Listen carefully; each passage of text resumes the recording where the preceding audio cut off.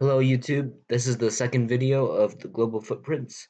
In this video we will be discussing the main events from the time of origin to 600 BCE. So this is just an outline of all the important events in this unit, and it'll just be an overview of the timeline. So let's begin. So our first event was the domestication of animals and plants.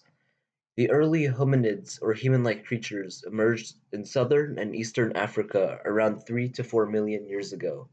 They were part of the zoological order called primates, which includes apes and monkeys. The most similar humans, Homo sapiens, appeared 100,000 to 200,000 years ago and migrated outward from Africa. Early humans made tools out of wood, bone, and animal skin, as well as stone. The use of stone ushered in the Stone Age due to its durability and effectiveness. Stone Age is subdivided as follows: Paleolithic, Mesolithic, Neolithic. Early Stone Age social groups sustained themselves via hunting and gathering, resorting to nomadicism if resources became too scarce in a particular area. The domestication of animals is estimated to first have been practiced around 12,000 years ago during the Neolithic era of the Stone Age. The practice of domestication led to pastoralism and agriculture. The dog was the first animal to be tamed, which provided security, companionship, and aided in hunting. Horses, oxen, and water buffalo were other early examples of tamed animals. Groups that domesticated animals, but not plants, became herding societies. The cultivation of plants or agriculture began around 10,000 years ago. The most primitive forms of agriculture included migratory farming and slash-and-burn farming. Later, a more sophisticated method, swidden agriculture, avoided using up all the soil's nutrients. The oldest civilization was Mesopotamia, and it developed around 2750 BCE. The term means the land between the waters. Mesopotamia was nicknamed the Fertile Crescent, and the rivers surrounding the civilization were the Tigris and the Euphrates. Settlement began around 8000 BCE, and large-scale agriculture developed around 5000 BCE. The Mesopotamians built Babylon and many other cities, typically governed by small ruling classes of priests and a king-like figure known as the Lugal.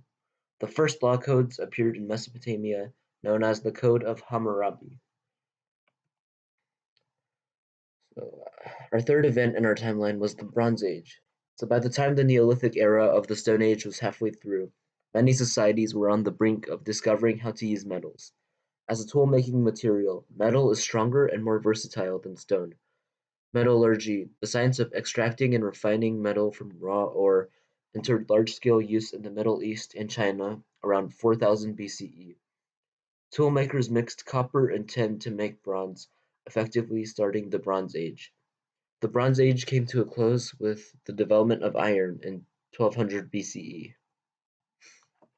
Our fourth event in our timeline was the rise of the Sumerians. The Sumerians, often considered the world's first true civilization, gained notoriety as the first people to create a written language called cuneiform. The Epic of Gilgamesh, the world's first epic, came to fruition in Sumeria. Our fifth and one of the biggest events of this era was the unification of Egypt. So, ancient Egypt was divided into two regions, namely Upper Egypt and Lower Egypt. The north was Lower Egypt, where the Nile stretched out with its several branches to form the Nile Delta. To the south was Upper Egypt, stretching to Syene. So the two kingdoms were united at 3000 BC, but each maintained its own regalia: the Hedjet or white crown for Upper Egypt, and the Deshret or red crown for Lower Egypt. Thus, the pharaohs were known as rulers of the two lands and wore the pshent, a double crown, each half representing sovereignty of one of the kingdoms.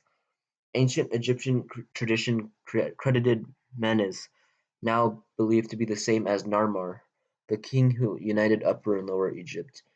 On the Narmer palette, the king is depicted wearing the red crown in one scene and the white crown in another, thereby showing his rule over two lands. Also, a fun fact: you don't have to know this, but it's a fun fact. The terminology upper and lower derives from the flow of the Nile from the highlands of East Africa northwards to the Mediterranean Sea, the opposite of a north to south flowing river like the Mississippi. So Upper Egypt actually lies to the south of Lower Egypt, and Lower Egypt mostly consists of the Nile Delta. Our sixth event was the Indus River Valley. So further to the east was a third civilization which grew up on the coast of the Arabian Sea and further inland, in what is today Pakistan and northwestern India. This was the Indus River civilization, and it arose around 2600 BCE. Although the people of the Indus River had a written language, it has not been deciphered by modern scholars. As a result, much about their civilization remains unclear, especially their origins, their culture, and the reasons for their decline and disappearance. What is known is that the Indus River civilization was quite large, about the size of present-day France, and heavily urbanized. The Indus River people built several hundred cities, the largest of which, Harappa and Mohenjo-daro, had populations of perhaps 100,000 apiece. Because the design of most of these cities is virtually identical, it is thought that their society was unified and highly centralized. The Indus River civilization produced metal tools and objects of high quality, as well as precious stones. It traded not only with its neighbors, but far beyond its borders, perhaps even with Mesopotamia. Another key event in this era was Abraham and the spread of Judaism and the origins of Judaism. So, Abraham was a patriarch of Judaism, and he's a key figure in modern day Christianity, Judaism, and Islam. So, the religion of Judaism began after the exile from Judah to Babylon. And the remarkable thing is that the Judeans returned from the exile. Not all of them. Most of them, in fact, didn't return, but some of them did. They rebuilt their temple and they tried to recreate life as it was before. We don't know of any other exiled people from this period who returned from exile to reestablish traditional institutions and modes of worship, but the Judeans did. So somehow, for 70 years or more, they managed to retain their identity, retain their religion, and their values strongly enough to motivate them to return and try to start over. And this experience of exile is the mother of Judaism. It is during this period that the Judeans realized they can be loyal to God even far away from their homeland. Without a temple, without the priesthood, without kings, without all the institutional trappings they had enjoyed in the old days, they were still able to worship God, be loyal to God, and to follow God's commandments. And this was the foundation of Judaism, which is one of the largest religions modern day. Another big event was the rise of Hinduism. Hinduism and Buddhism exerted an enormous influence on the civilizations of Southeast Asia and contributed greatly to the development of a written tradition in that area. About the beginning of the Common Era, Indian merchants may have settled there, bringing Brahmins and Buddhist monks with them. These religious men were patronized by rulers who converted to Hinduism or Buddhism.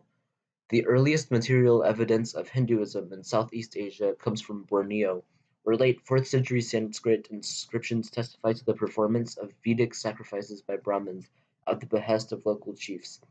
Chinese chronicles attest an Indianized kingdom in Vietnam 2 centuries earlier. The dominant form of Hinduism exported to Southeast Asia was Shaivism, although some Vaishnavism was also known there.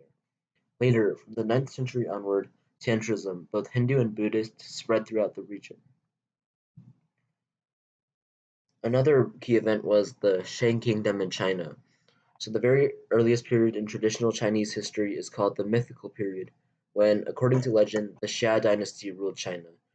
The Shang Dynasty, the first historically confirmed dynasty, supposedly began when the Shang overthrew the Xia sometime around 1760 BCE.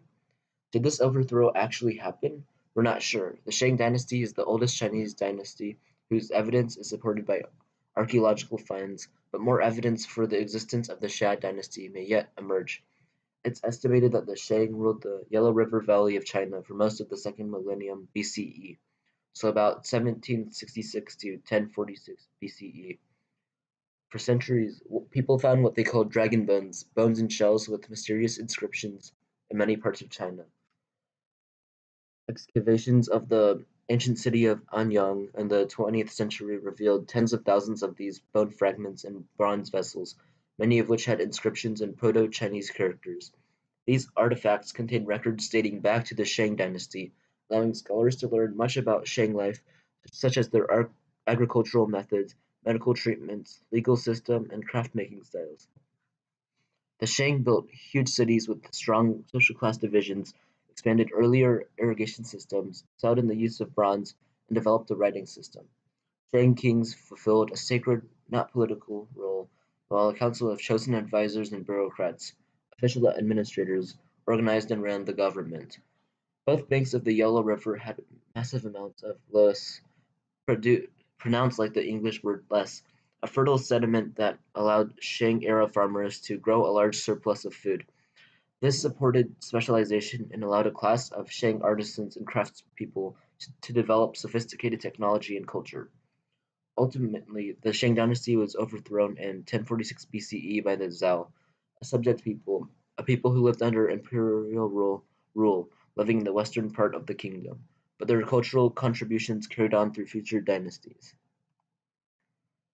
The dynasty after the Shang dynasty was the Zhao dynasty, and it was the longest lasting of China's dynasties. It followed the Shang dynasty, and it finished when the army of the state of Qin captured the city of Chengzhou in 256 BCE. The long history of the Zhao dynasty is normally divided in two different periods: Western Zhao, which was from 1046 to 771 BCE, and Eastern Zhao, which was set from 770 to 256 BCE, so-called following the move of the Zhao capital eastwards, where it was safer from invasion. The most influential minds in the Chinese intellectual tradition flourished under the Zhao, particularly towards the last period of the Zhao dynasty, considered a time of intellectual and artistic awakening. Many of the ideas developed by figures like Laozi, Confucius, Mencius, and Mozi, who all lived during the Eastern Zhao period, would shape the character of Chinese civilization up to the present day. The most influential minds in the Chinese intellectual tradition flourished under the Zhao, particularly towards the last period of the Zhao dynasty. All right, and finally, here is the timeline of all the events in this timeline. And so we can see the first event was the domestication of animals and plants, and then Hinduism was the last event of this timeline. So this video is just a brief overview of our first timeline, which is from time of origin to 600 BCE, and further in our later videos, we'll be covering each event, each event in this timeline in depth. So yeah, make sure to like, comment, and subscribe, and have a great day.